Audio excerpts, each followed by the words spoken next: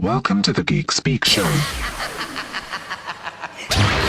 People who get it, get it. This is the Geek Speak Show.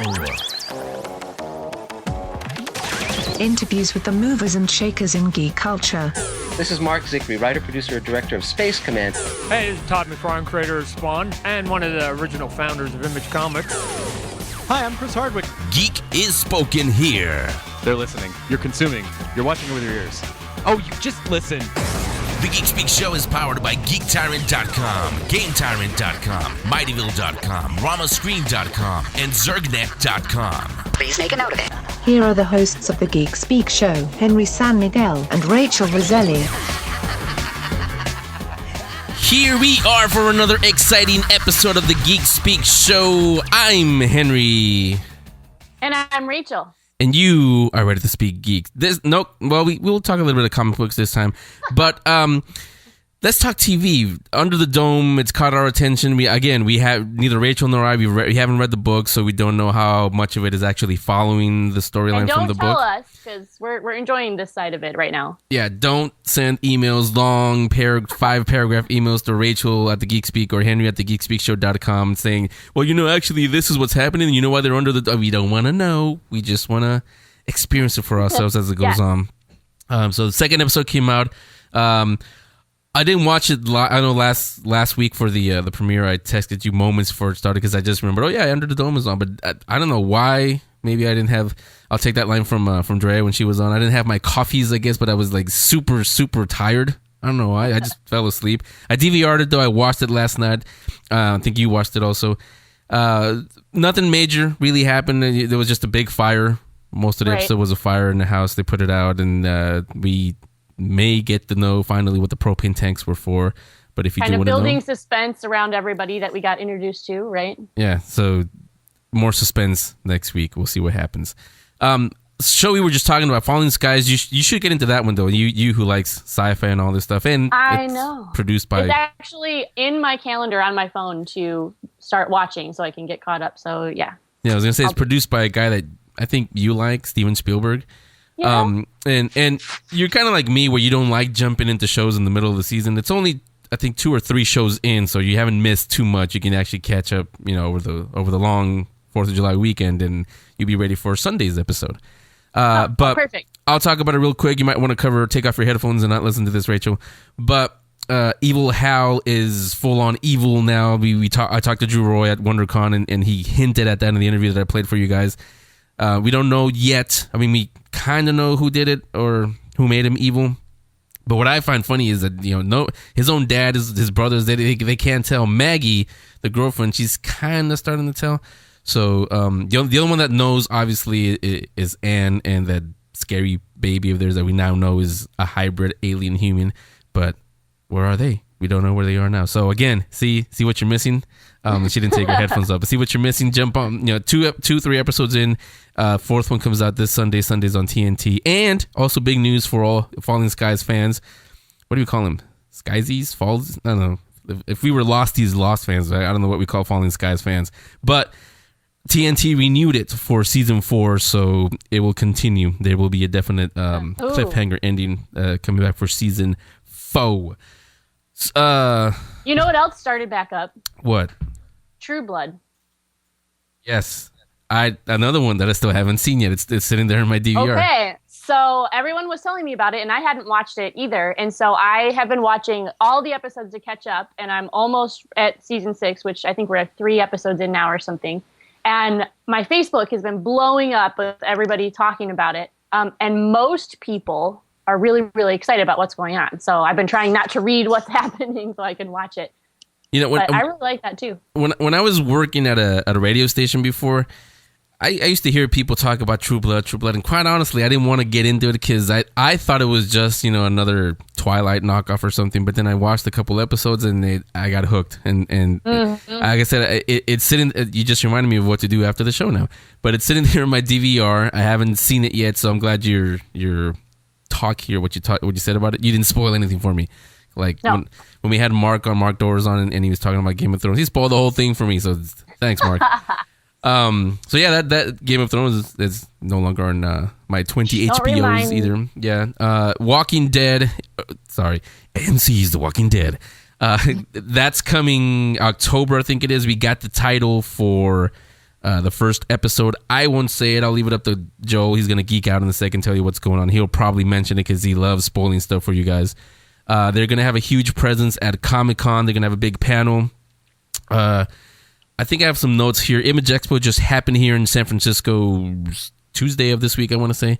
There was a big announcement regarding not the show, but the Walking Dead comic books from Robert Kirkman. I'll tell you guys what it is. We have a new comics commentator. We'll introduce you to her. Marc Dorris didn't go anywhere. He just moved over to the digital world. He was taken into the world of Tron, and he's going to talk video games now. So Marc's still here. He's just going to talk video games. We have a new comics commentator. Joel's about to geek out. We're about to speak geek, so stay right there. Rod Roddenberry is going to come here. You had Drea, so now I brought Rod back. He's going to come here and tell you guys why you should have voted for... No, he's going to talk about... No, he's going to talk about Trek. We know... I didn't mention the Rod, but we know why you two won. The real reason why.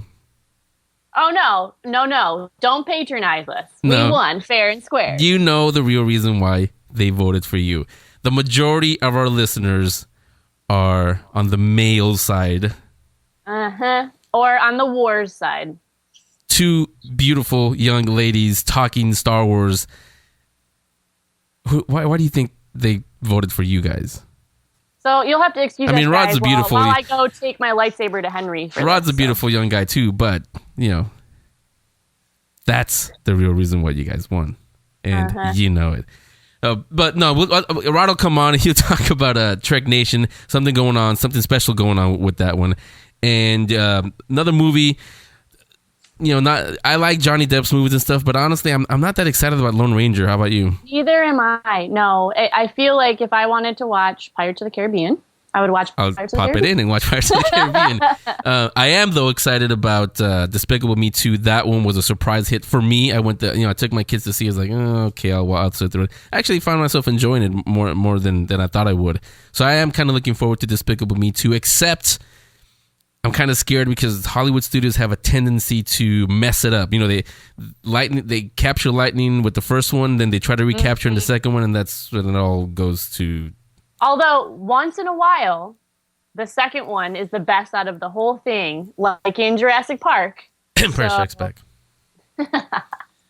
You knew she was going to go there. Once in a while. So, that's what's coming up on the show. Stay right there. Here is Joe to geek out. Go, Joe! Check this out. Geeking Out with Joel Japitana. Geeking Out and the Geek Speak Show are powered by Collider.com, GeekTyrant.com, GameTyrant.co, Mightyville.com, Ramascreen.com, and Zergnet.com. Here's Joel. In just 2+ weeks, Man of Steel has already passed the $500 million mark, and the movie hasn't even opened in Brazil and Japan yet, so it's pretty safe to assume that DC may be moving forward with the Justice League of America movie. But, don't expect to see Christian Bale's butt returning as Batman, as he's confirmed that he won't be playing the Caped Crusader again in JLA or otherwise.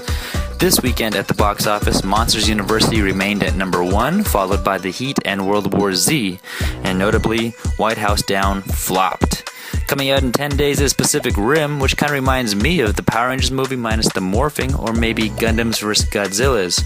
For fans of Independence Day, you will love this. Bill Pullman and Jeff the Fly Goldblum are returning as President Whitmore and David Levinson for Independence Day 2. Will Smith won't be coming back, but the movie will feature a gay character, which isn't a big deal, but I guess with the recent Supreme Court ruling and Pride Week, hey! ID42 geeks out on July 3rd, 2015.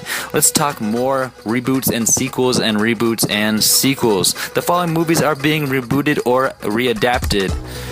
Knight Rider, Jacob's Ladder, The Curse of Chucky, which is going to be going straight to Blu-ray and DVD this fall, and a new standalone trilogy of The Terminator set for June 26, 2015. I think Jamie Foxx will make a pretty sweet Miles Dyson. And in other news, Arnold Schwarzenegger and Sly Stallone are teaming up as a pair of prisoners trying to break out of a state-of-the-art jail called The Tomb in a movie called Escape Plan. For you fans of fan films, there are 2 videos on YouTube that you definitely have to check out. First, check out Batman vs. Deadpool. That's right. Batman vs. Deadpool. Then check out Grayson, Earth 1. It's a dark, interesting take on Nightwing.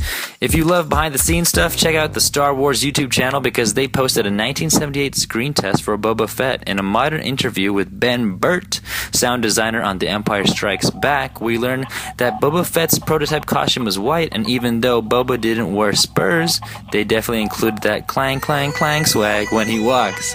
Now let's talk video games. A new feature for the Xbox One has been revealed, and it's the ability to read and scan QR codes. No more typing those 25-digit codes anymore. Just scan away. You just scan away. In PlayStation news, The Last of Us is being hailed as PlayStation 3's best exclusive game. The post-society epic is getting hella high ratings, and it's already being voted for the Game of the Year 2013. Have you played it? I haven't played it, but if you have it, let me know, because I definitely want to know what you think. If it's zombies that you like, Telltale Games is releasing The Walking Dead 400 Days, a downloadable content episode between the first and second season of The Walking Dead video games.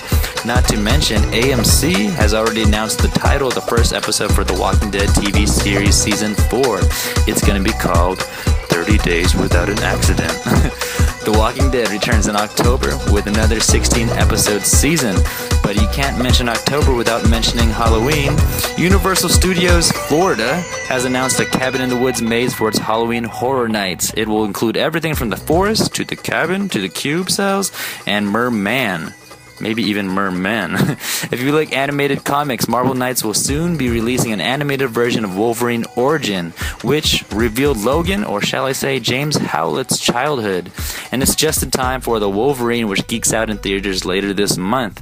In Comic-Con news, Peter Jackson has sadly announced that The Hobbit, The Desolation of Smaug, will not be appearing at San Diego's Comic-Con. However, TV Guide will be hosting a pretty cool panel for the 20th anniversary of the X-Files, and Agent Scully has been confirmed to appear.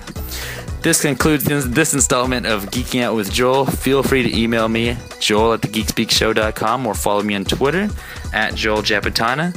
Till next time, we're gonna live on. We're gonna survive. Today, we celebrate our Independence Day. I'm Ralph Bakshi, and you're listening to the Geek Speak Show. The Greek Speak Show is a place you eat, but this is the Geek Speak Show. Have fun. I had a ball. I had a ball too, talking to Ralph Bakshi. That was, you guys can watch it on our YouTube page. That was last year at WonderCon in Anaheim. Now, welcome back to the show. Welcome to you guys. Welcome back to the show again. You've heard him many times. He was on a few weeks ago for the Star Trek versus Star Wars show. It's Rod Roddenberry. Rod, welcome back. Hey, thank you very much for having me here. Thanks for coming back on. So, yeah, you should pull up your couch and everything here. So, you know, you've been on before, and a lot of those times where Trek Nation was in pre-production, was still being made, and we saw its debut on the Science Channel. With some of us have the copy of it. The special edition is coming out next Tuesday, I think it is, July 9th. You guys can pre-order now. Go to our link section. It's all on there for you. Before you start asking, no, special edition doesn't mean that Benedict Cumberbatch has been digitally included in the Space Seed in Star Trek 2. It's well, I'll let you tell them what it means. What's so special about this edition of Trek Nation? All right, so listen, we're not trying to pull a Lucas on everyone. We're not trying to put out the same DVD every year in a new format so everyone just keeps buying them. This was always the original intention. You know, when we did Trek Nation originally, you know, I can't speak for everyone else, but I'd never done a documentary. I didn't really know what I was doing. So when I did an interview with someone, I really just sat down and had maybe a 40-minute to hour-and-a-half long conversation, depending on who it was. I didn't ask the same questions over and over. Long story short, in the end, we had over 200 hours of interview footage. I'm not talking like B-roll. I'm talking like good material. And we had to create a story and thread all of this together and make it 90 minutes long. And there was so much of this journey that I went on that we couldn't get into the documentary. It was really like turning a knife in my stomach, all the stuff that we had to cut out. Mm-hmm. So the hope, the intention was to create this Master Deluxe DVD that had all this bonus footage and a few extra featurettes that at least got into some of the other parts of the journey that I found most significant. And that's what this double disc deluxe DVD set is. This is what was always originally supposed to come out, but when we finished the documentary, we only had a couple months before Comic-Con and couldn't get together, so I was so eager to get out there, we did this sort of, I don't want to call it temporary, but almost temporary DVD that we put out. That was the first generation. This is it. This is what you should put on your shelves or in your video library or whatever you want to do. Yeah, so this is, like I said, you like it. Yeah, the special edition doesn't mean, like you said, when you're not pulling the look. It actually it's bonus features like most DVDs include today. Exactly. The documentary itself is pretty much the exact same documentary that came out on the last disc. I mean, there really wasn't a director's cut to put together. I feel like I may have done this interview with you before. We had probably like 6 to 8 different versions of this documentary, and you might ask, why didn't you put them on this disc or one of them on this disc? Because they really went the wrong direction. In putting this DVD together, as well as doing the documentary, there was a very important part of the journey where I questioned my father's love. Who did he love more? Did he love the fans? These sort of things. And I sat down with close friends and I had these discussions. Every single cut that we included that in, that we played for people, they said I came off whiny. I came off like, it was sort of like, who cares? Yeah, that's important to you, but we don't care. And it was very special to me, but it didn't translate to the public. And that was something that we tried to put on this disc again. We had a 15-minute featurette that really went into the stuff that was so special to me. But literally, friends, family, and fans that I played this for came back with like, no, man, that either makes you look bad, that makes your father look bad, we don't care, you look like you're a complaining little spoiled brat, so we couldn't do it. So sorry, I just wanted to give that little, that plays into what I'm saying, is that there's so much material we wanted to get it on, and I think this DVD really brings a lot more into it. Yeah, and again, not to sound like some of the interviews you've done on with us before, because we have talked about this before, but you've mentioned that you wanted us, the fans, you wanted him to see him not as just the great bird of the galaxy, but that he was dad, he was human just like us. That's what you were trying to do, right? Exactly, and I know I always say every time those words come out of my mouth, I think like there's not a single fan out there who thinks he was a god. Of course not. But I wanted to sort of, as you just said, humanize him, and I don't know. I think some of us feel like he was better than they are. And you know what? He wasn't. He was passionate, and he was driven, and he worked hard, and he had an amazing vision of the future. And by all means, he was a genius and a visionary. But I think, a lot of us are too. We just sort of sometimes don't speak up. Yeah, and again, you guys can pre-order, open up another tab while you listen to the show. Pre-order yours right now. It's up on our guest link section. You can get it on Amazon, on Roddenberry.com. It's on there. The link's for you, all easy for you guys. Trek Nation 2-disc special edition comes out next Tuesday, July 9th. From what is on, I won't go into details because I want you guys to go out there and get it. If you haven't gotten it yet, this is a good reason to go and get it. Like Rod said, this is the one that should be on your shelf. Some of the interviews that are in there, George Lucas is the extended one, the Stan Lee ones, all of them, George Lucas, Stan Lee, and JJ. They made some pretty good, Stan Lee actually told a very good story about his dad that I'd never heard him say anywhere in any of the interviews before. And I was thinking afterwards, how come you didn't include those in the first cut of Trek Nation? The interviews themselves? Yeah, well, those parts where they talk about that, because it was, like you said, it is a journey, your journey to find out about your dad. So those would have been perfect. Well, see, I'll be honest again.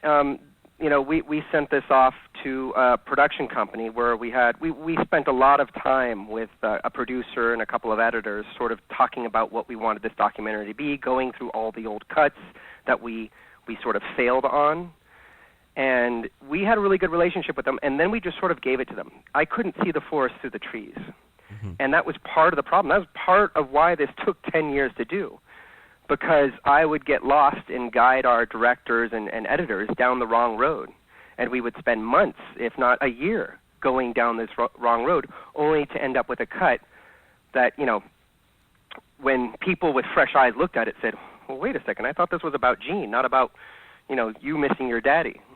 And so we really sort of just handed it to them and let them make the creative decisions. And in the end, I was very happy. There's a lot of stuff that you can say, why didn't it make it in? we still have hundreds of hours of footage and awesome interviews. With Dennis Rodman and Tammy Faye Mesner. Now, those aren't names that you would normally associate with Star Trek, but they've got some interesting stories as to how their lives were influenced or touched by Star Trek. And you'll say, well, why didn't you include those? Again, choice. You have to choose what gets in there. And I genuinely think we put the best stuff into this deluxe edition, by all means. And I got to ask you, I don't know if you saw the fan featurette. Mm-hmm. That is something. That is what, when I first started Trek Nation with everyone, that was what my vision of Trek Nation was going to be. Something that explores the fans and how Star Trek has touched their lives. And so, I begged and pleaded to do a featurette at least on that. And I hope that appeals or is interesting to the people who see this. Now, I'm going to ask you a personal question. If it's too personal for you, you can go ahead and say, you know what, Henry, no, I'm not going to answer that one. But now that it's been out, after the 10 years, what did you learn about your dad through Trek Nation? Oh, I love that question. Again, so much of the journey people couldn't have been on. And there's a number of things. There isn't a one thing, but, a real emotional part, as I said before, was this sort of coming to terms with my father's love. Again, you don't really get this in the documentary. It's in there, but you don't really get it. I went through a phase where I really learned that my father went to work every day, and he got to create his own family. He even created a character of Wesley Crusher, who was modeled sort of, as he says, a little bit after himself. And there's an interview on one of the Star Trek, either movie or Next Generation DVDs, where my mother says, Wesley Crusher was the son he never had, or something like that. And when I heard that ripped my heart out. And so I went through a lot of time with that, sort of like being jealous of Will, being jealous of the fans. Did my father even care about me? That's kind of extreme. Of course he cared about me, but did he have this other family? In the end, what I learned was every fan, every friend I meet, everyone who's come up to me and shared an experience about how Star Trek's influenced them or how they met my father, it's all just become a larger family for me. And I know that sounds corny, but genuinely, when I go to Star Trek conventions, when I meet Star Trek fans, I feel nothing but warmth in my heart because they have a perspective on either Star Trek or my father that I never would have gotten. And certainly I'm not saying I'm glad he's gone, but I don't think I would have gotten that even if he were here today. So the weight on my shoulders, the pain in my heart, whatever you want to call it, completely gone.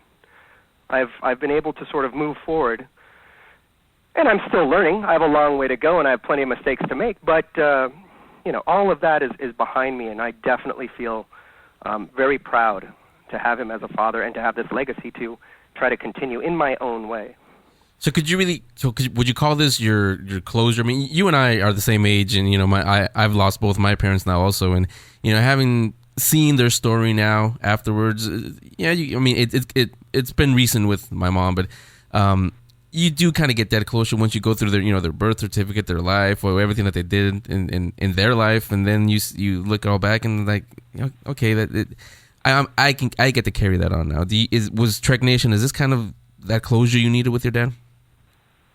Yeah, it is kind of closure. I mean, I don't think there's ever complete closure because you're always going to have questions. Right. I certainly don't have any regrets because I'm the kind of person who can easily forgive myself because I was 17 when he passed away and my father because we're all human and we're all flawed. So, but it was certainly closure on many, many levels. And instead of feeling separated, I feel closer to him, closer to Star Trek and closer to fans, I think, than I ever could have felt.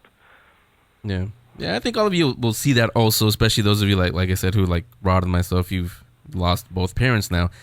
So again, it's Trek Nation 2-disc special edition DVD coming out July 9th. You guys can pre-order it on the guest links section. It's all on there for you. You can go to Amazon if you want to go there directly.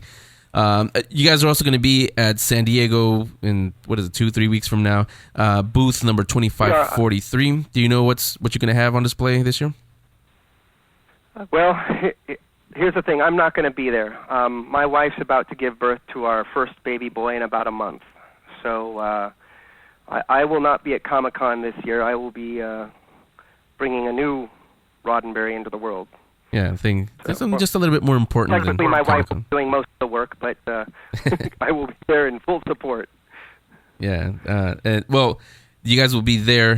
You're also going to have a panel. It's going to be on Saturday, 3 to 4, room 25.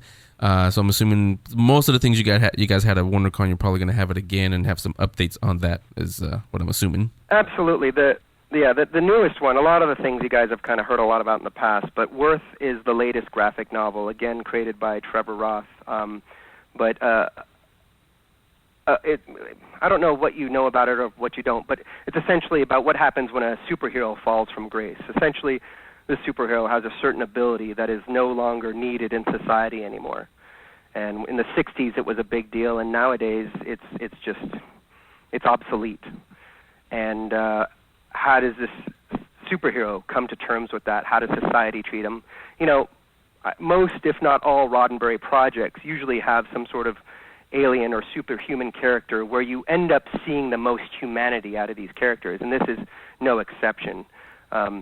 We're really sort of proud of this character in these stories, and we think those of you who like, I use the word Roddenberry a lot, but Roddenberry-esque stories. I mean, I wouldn't call this isn't Superman. This is very different from Superman. This is a very human character, or a very fallible character, and I think, I don't know. I really enjoy where the story goes on this, and I hope everyone does who sees it. And I think we'll be having the first book, or the first comic, the first section of it out at Comic-Con.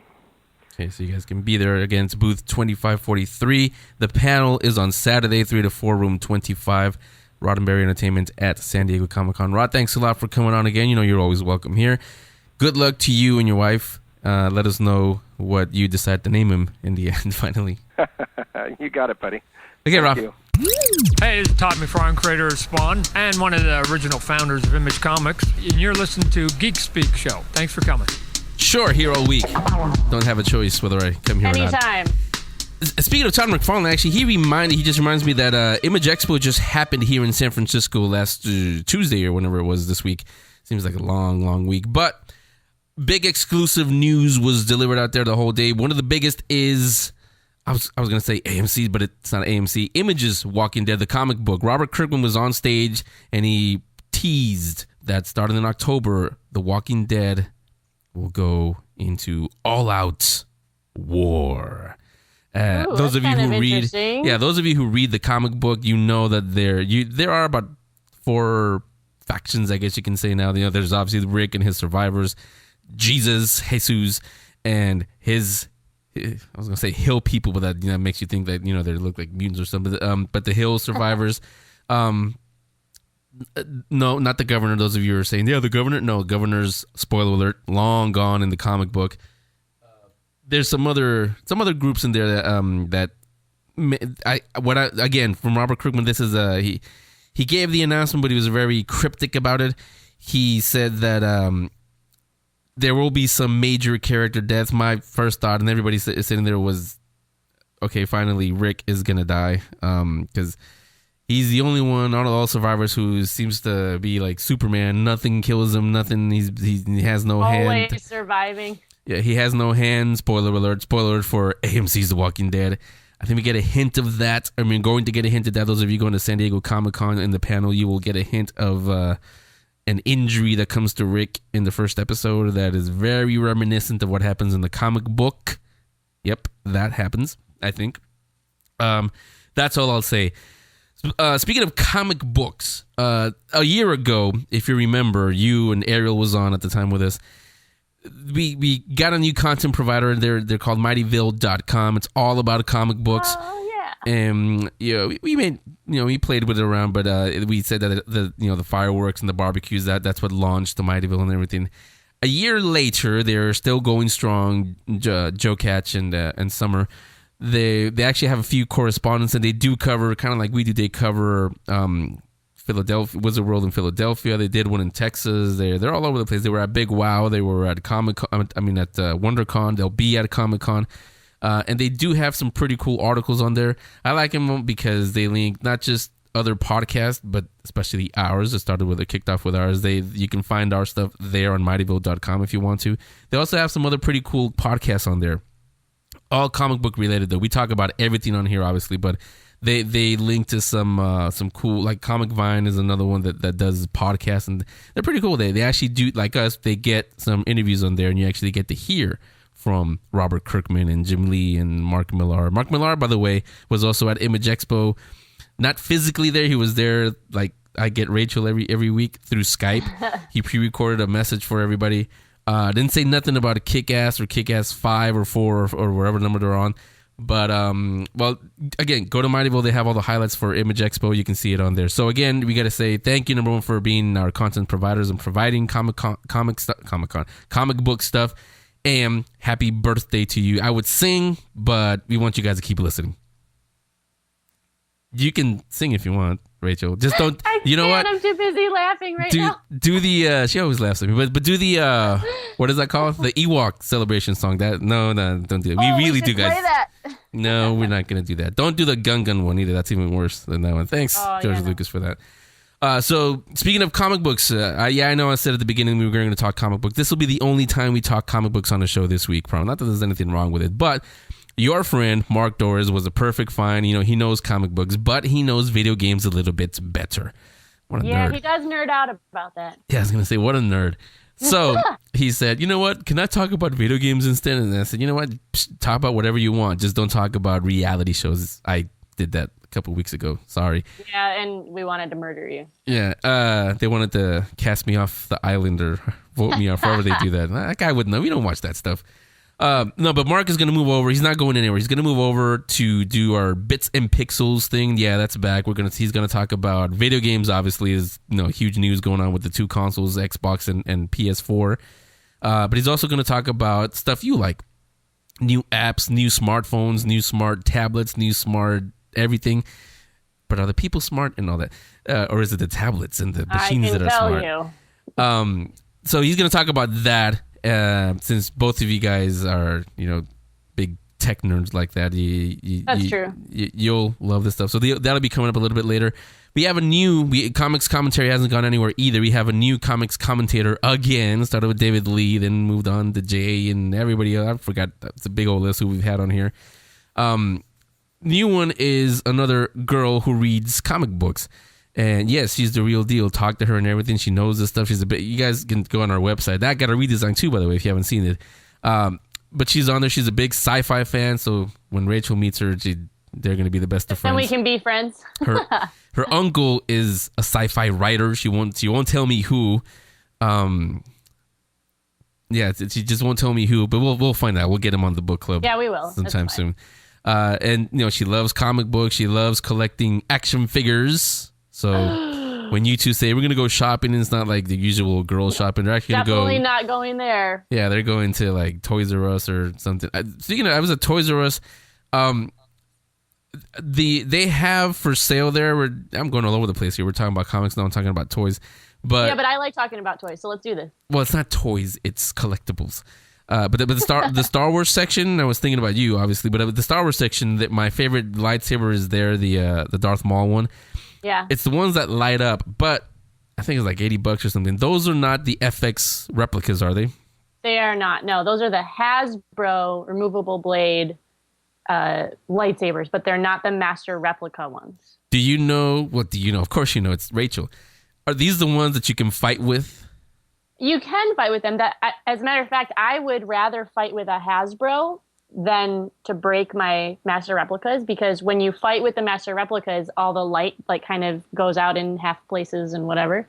So if you're going to fight with them, get the Hasbro ones. It's not a big deal to replace them, or get an Ultra Sabers, because those are the best quality ones. And they're like the master replicas, but you can fight with them and they don't mess up or break or whatever. So I have one of those and you should get one. Couple of things. Yeah, I was going to say that. Couple of things. One is you don't want to break the master replicas because it's like $300-$400 to begin with, and this is how big of a nerd she is. When we were at WonderCon, she's not just saying this for the show. She actually, we were taking a break, everything. Rachel disappeared all of a sudden. Then we were wondering, where's Rachel? Where's Rachel? We turn around. Guess who's strolling down the aisle, twirling her, what was it, blue lightsaber or purple? Whatever. It was a new aqua-colored Ultra Saber. Yeah, so that's how big of a geek and Star Wars fan she really is. She actually went and bought herself her own lightsaber. I was about to go get a red one and show her who really knows how to use it. What? That's like my 8th lightsaber. That was not the first.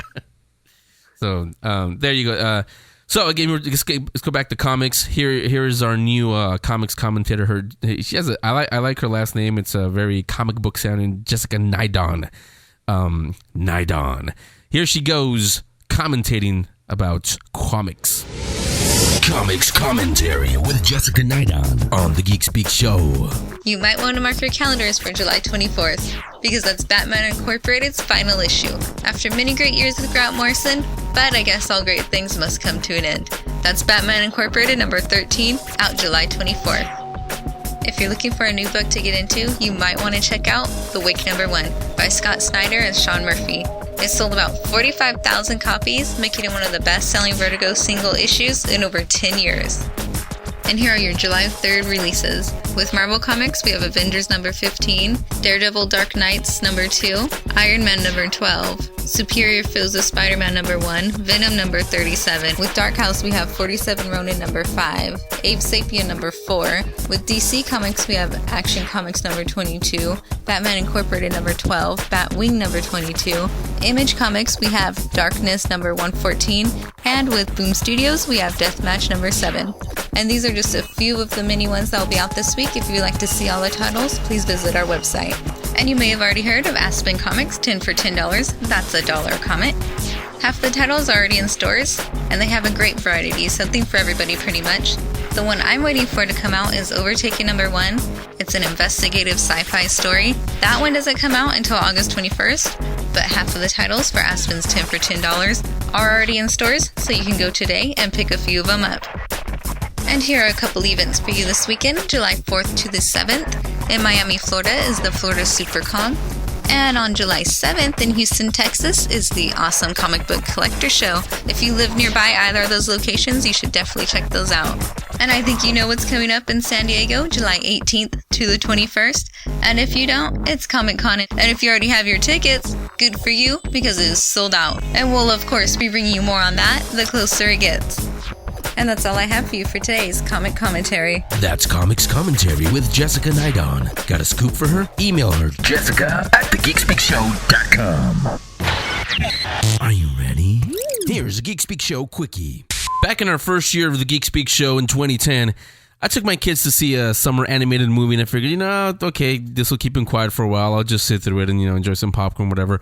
I actually found myself surprisingly enjoying the movie, probably a little bit more than they did even, and that was Despicable Me. A lot of you enjoyed it, also were surprised by it. No surprise, Despicable Me 2 is in theaters right now, and I figured, just to get you guys just a little bit more excited, how about we talk to some minions? Okay, well, they weren't available, so let's talk to Gru, or at least the voice of Gru, Steve Carrell. Steve Carrell on the Geek Speak Show now. So Steve, on this one, Gru is he's been a parent for a while now, so how do you approach Gru as a parent? Well, I'm a parent. I have 2 little kids, and I identified with it because it seemed honest in its depiction of parents and kids, and how having kids completely changes a person's life in all the best ways. And I think kids could relate, and I think kids enjoyed the humor, and I think parents related to what kids bring to the equation. And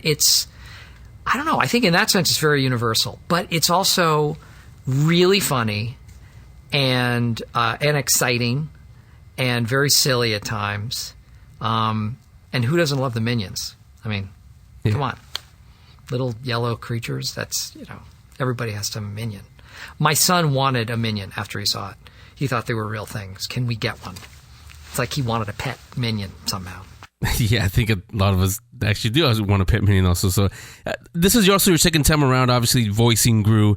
Having done it already for Despicable Me 1, how do you approach Gru this time around? I like to describe Gru as a man with a heart of bronze. It's not gold, but it's pretty good. It's he tries very hard. He's He's still despicable, but there are absolutely good and warm, pleasant traits to him. But he's not somebody that you should push too hard, or you will feel his wrath. And this time around, Gru also has to deal with a problem I think a lot of dads have to deal with. Your daughter wanting to date. One of his daughters starts to enter the dating scene, and that is an enormous transition for him, as I think it is for most dads.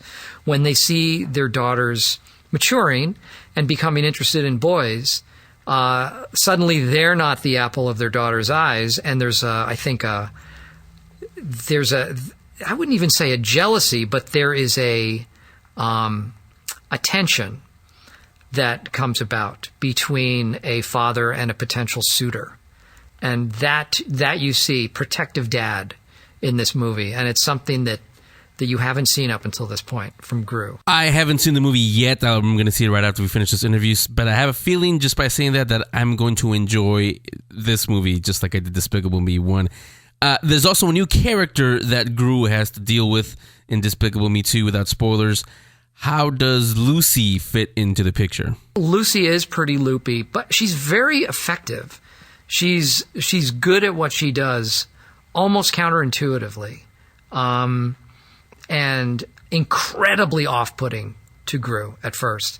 Somebody that annoys him, who is sort of the antithesis of who he is. She's very perky and very talkative and flighty and a little clumsy, but also gives as good as she gets.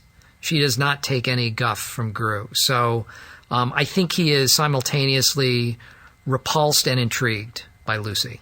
Now, there was an obvious change at the end of Despicable Me. He's not exactly a superhero, but he's still a supervillain.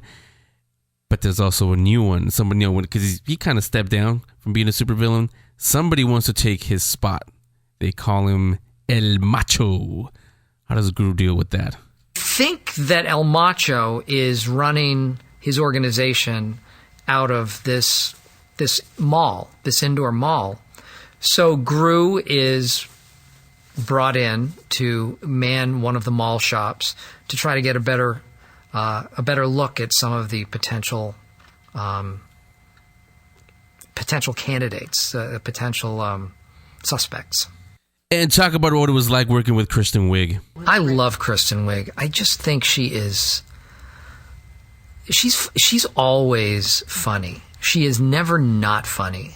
Her character, her voices, and she's done so many different voices for different things.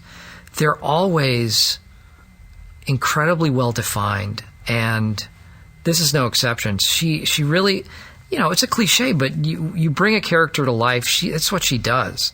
And whether it's on SNL or in Bridesmaids or in any of the other things that she's done, I've been a fan of hers for a long time, and I'm really thankful that she's in this. Thank you, Steve. You all can you can hear Steve Carrell, his voice at least, that he voices Gru again on Despicable Me 2 out in theaters right now. Steve Carrell returns, as does Russell Brand, Steve Coogan, Benjamin Bratt, Kristen Wiig, Miranda Cosgrove, and many, many others. And of course, the Minions are out there. There's Despicable Me 2 in theaters right now from Universal Pictures and Illumination Entertainment. Toys for you and your iMachine. Bits and Pixels with Marc Dorris. Got a little money laying around? Well, if you're an Xbox owner, you could really put that to good use with Microsoft's Ultimate Game Sale going on right now through the 8th of July. Some titles like Assassin's Creed 3 going for $15, Far Cry 3 and Max Payne 3, both that I picked up for $10 a piece, are only lasting for about 24 hours. Now, unfortunately, these titles have gone and passed, but we are seeing a new set of titles such as LEGO Lord of the Rings, which is for $15 currently, and that's half of what it usually is. Kinect Sports as well, taking a drop from $30 down to $10. Now, these titles, these are the ones that'll show up for about 24 hours or so. You can check the Xbox Live primary dashboard to show you what these sales are, or you can check MajorNelson.com for a full list. And speaking of which, there is a lengthier list of titles available at reduced prices through the sale period up until its end on July 8th. Like, for example, Brothers in Arms, WWE 2013, and Mass Effect. Each one in this list is probably around $5 or so up until $15, but you can get them through the 8th, so be sure to check it out. MajorNelson.com or pretty much any tech site should be able to give you that information. But Microsoft isn't the only one with this summer blowout sale. Sony has its own list of hot titles dropping in price. A little bit longer of a sale, though, we're seeing from right now, July 2nd through the 9th, we're seeing titles like Call of Duty Black Ops 2, The Amazing Spider-Man, Batman Arkham Asylum are dropping as little as $5 a piece for PlayStation Plus regulars. Other titles and whatnot will be available after the 9th, so be sure to check out either PlayStation.com or the PlayStation blog to get further info on the list. Don Matrick, head of interactive entertainment business over at Microsoft, or at least the Xbox portion of Microsoft, is leaving Microsoft for a CEO position over at Zynga, IGN reports. Zynga, for most of you, if you guys have heard, is most well known for its online social media games like Farmville. I, for one, am so sick of that game. That's one of the reasons why I got rid of Facebook. My dad joined Facebook and started playing Farmville and was obsessed and just begged me to join that, which, no, not for me. Your grandmother, if she's got Facebook, she's probably playing Farmville right now, using in-game money to buy some land to, I don't know, do something with pigs and cows. I don't know. Farmville, Farmville. Basically, Matrick is joining Zynga despite all the bad press he's been getting after his interviews regarding the Xbox One and all the restrictions Microsoft later then reversed. Now, it's too early to tell whether he left for that reason or something else, but I'm sure we're going to hear more of that here soon. Now, I, for one, am interested in knowing what this means for Zynga. The company itself has been having a lot of layoffs over the past year or so, so perhaps this is a new step in the right direction for the company. The battle of the next-gen consoles continues, as Sony reps have been revealing that the PlayStation 4 does not come with a PlayStation Move or any type of motion sense capability simply because they wanted to beat Microsoft in price. The Xbox One, priced at $500, $100 more than the PlayStation 4, comes with a mandatory Kinect feature that has to be connected at all times. The Kinect has to be connected at all times in order to experience any of your games. Now, the Kinect itself has a couple of new features which I find interesting. Dead Rising 3, one of the franchises that I'm really looking forward and kind of making me lean towards buying an Xbox One, for example, features thousands of zombies on screen at one time. While the Xbox Kinect is turned on and available, it'll pick up nearby sound as the gamer progresses, so if you make a noise, that's more likely to get zombies to trigger and pay attention to your location. I'm curious to see how that works out, as I'll have one of my friends running into the room and saying, "Hey, Marc's over here!" And then all the zombies are going to find me, and then I'm going to die. So I'm interested to see how that works out. The Xbox One, of course, is going to be coming out in November, and the PlayStation 4 also most likely coming out in November as well. They've been talking about some other new things too. The PlayStation 4 itself does not have a power brick on the cable. Now, that may not seem like a big deal to some, but I'll tell you what, every time I set up my consoles and I have that big power brick, I have an Xbox 360 now, it just always seems to get in the way with the current setup I've got going on. So, to be honest, that means that not only will the PlayStation 4 be less intrusive on current setups, but it also doesn't require as much power as before, because that typically is what the power bricks do, is they regulate enough power to power your console and the game experience that you have.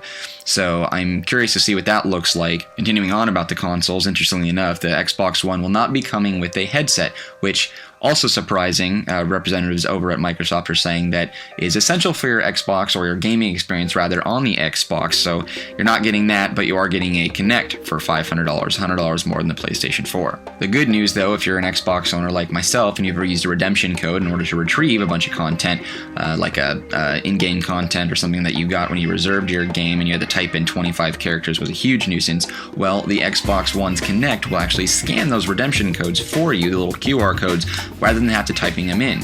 So that's a plus for the Xbox One. But as of right now, it's too early to tell. We're seeing a lot of people saying they're going to be switching consoles to the PlayStation 4, while others are diehard Microsoft fans will be sticking to the Xbox One. So tell us your thoughts. I'm curious to see what you guys are interested in. We want to know, are you a PlayStation guy? Are you an Xbox guy? Are you an Xbox guy going to PlayStation? Or are you Sony all along? So be sure to send me an email, Dorris@thegeekspeakshow.com, or follow me on Twitter @Dorris. That's Dorris with 2 R's. Dorris Undead is my username. Check in next week and I'll post the results of your polls and we'll see what's more popular right now, Xbox One or PlayStation 4. That's all we got for right now, guys. Catch you next time. This is the Geek Speak Show Book Club. Sci-fi, fantasy, horror, graphic novels, biographies. You'll hear them here on the Geek Speak Show Book Club. It's like I should get my wand out and say Expecto Patronum or something. Thank you. I know, Harry that's what I Potter. was thinking too. So yes, this is the book club. We do actually have books. I have a phone book size one right here, but Oh my goodness. you go ahead and go first. What you got? Okay, so I picked this book called Space Travel, a science fiction writer's shocked. guide. Wait, but I picked it because for all the sci-fi and space stuff that we like, this book, what it does is give you the actual, like engineering, the actual scientific makeup of all the things that you would need to put in a sci-fi story. Why do you do the show again? Not only do you put books about space, but you pick the nerdiest books to explain why you should travel into space. If you're gonna write about it, or if you're gonna make something, it doesn't matter, a comic, whatever, about it, it's got to be accurate. Otherwise, we'll throw it out the window, right? We'll know, like, psh, whatever. So this book literally goes into stuff about like rockets or ships, planets, how how things react in space, so that when you're creating your story, you have like something to back up on, and it's awesome. And Anthony Lewis and Ben Bova wrote it, and it has something about every little piece that you would need for anything sci-fi. And I really am excited because I want to write a story too. That's what got you, wasn't the last name Boba? No, Bova. It's close enough to Boba that you like. So my book, actually, we've had it on, not on the book club, but we had it on the show before. Brian Selznick came on when the Hugo movie was about to come out. He wrote The Invention of Hugo Cabret, which is what the movie was based on. And the new book, Wonderstruck, had just come out at the time. Probably because it was a long week. Like I said, and I was, for some reason, really tired. I took a page, literally, from Joel, and I read a book that is more pictures than words. It's got words in there. I mean, you can see, Rachel, it's a big old book there. Mm-hmm. But, I mean, again, somebody who loved Lost, all the flashbacks and everything that was going on. This book is kind of like that. It's not as confusing as it was with Lost. This one is about two kids, two stories. One starts in 1978, I want to say. The other one, 1927. And, one is told all in pictures. One is all in words with the pictures. And all of it written, drawn by Brian Selznick. This one is up for awards, just like the Adventures of the Invention of Hugo Cabret was. That story, those two stories, they do intertwine in a very interesting and touching way at the end. I won't give out what it is, but again, it's called Wonderstruck. It's by Brian Selznick. It's out in the stores. I believe it's out in not paperback, but the soft cover now, because this came out as a hardcover in the beginning. I think it's out there as soft cover. Don't quote me on that, but you guys can go to the link section and order it. Go to Brian's website to find out more about what he's working on. This actually would be a good movie also, or even a TV show somewhere. I can see it happening. That it's got a lot of twists, and the final twist is pretty like, really? Never saw that coming. So that's my book, Wonderstruck. We'll put them up on the guest link section for you guys to order your own copy. So that's also the show for this week. Thanks to Rod again for coming on, and he tipped his phaser to you. Congratulations again to you, Andrea. Rod won't be on. He mentioned during the interview he won't be at Comic-Con this year, only because there's something a little more bigger than Comic-Con happening. His wife may give birth to their first son. He mentioned it when he was on with Dre and I. So just because of that, like he mentioned, he won't be at Comic-Con, but they will have a booth there. They will have a panel on Saturday, I think it was. I'm going off the top of my head here. Saturday 3 to 4, I think, in room 25. You can go up in the guest link section, or Roddenberry, and Roddenberry.com is the website. It's all on there for you. Next week, again, too bad you're not going to be here for this. You were there last year. You guys can check it out on our YouTube page. Was the first annual, looks like it's going to be now, Hulk Smash Brownie Day. We're going to do it again. It was also actually the debut of our video show. We did it there with Joe. We're not going to do the video show. We're going to cover it like we did the Free Comic Book Day, but I probably wasn't going to do it anyway because I'm just too busy eating the brownies anyway. I know, they're so good. We'll be there. Hopefully you guys will be there. It's going to be on a Saturday starting at 10 o'clock. We'll be there all day long.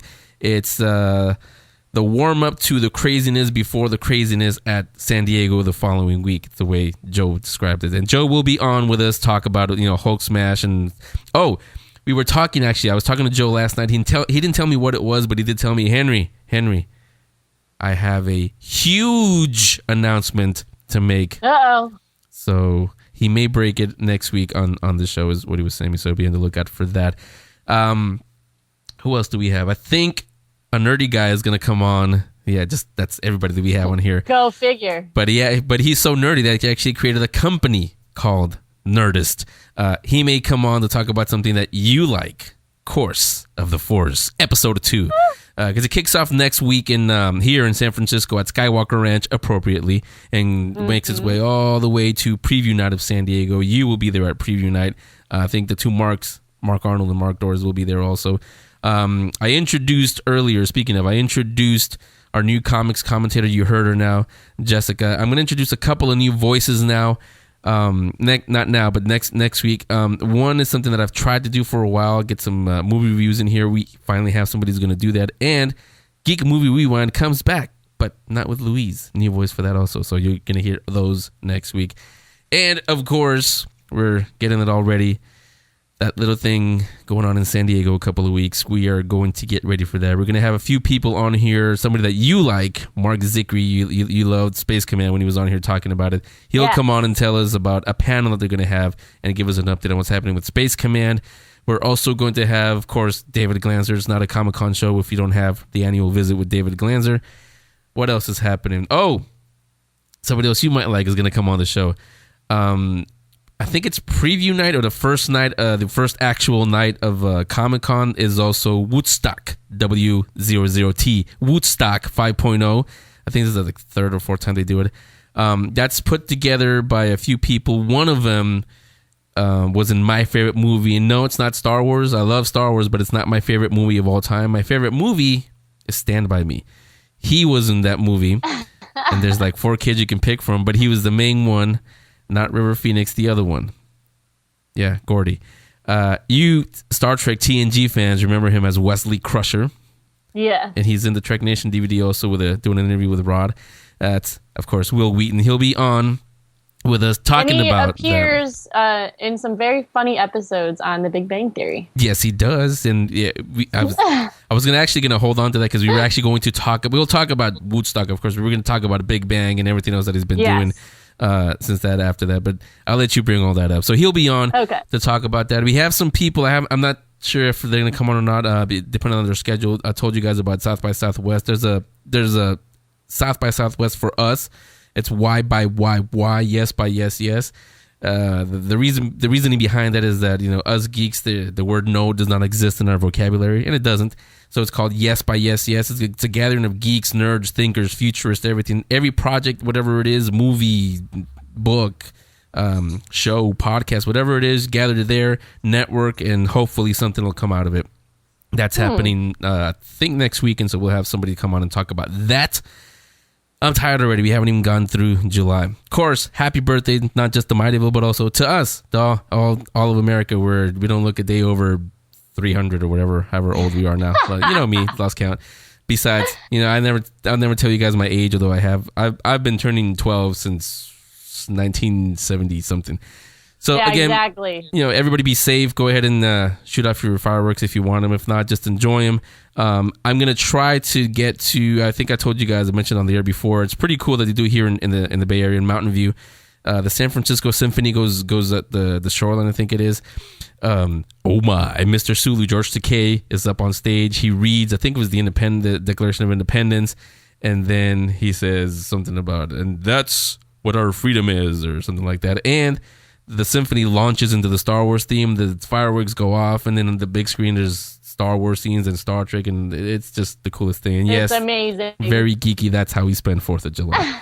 So however you spend it, have fun. Come on back next week. We will speak. What, Rachel? More geek. Yeah, so be back for that. See ya. Henry and the gang will return next week with an all-new episode. The Geek Speak Show is powered by GeekTyrant.com, Mightyville.com, RamasScreen.com, Zergnet.com, and Collider.com. Make sure you're subscribed on iTunes, follow them on Twitter at Geek Speak Show 1, become a fan on Facebook, and watch event coverage on YouTube/Geek Speak videos. See you next week. Cheerio. The Geek Speak Show.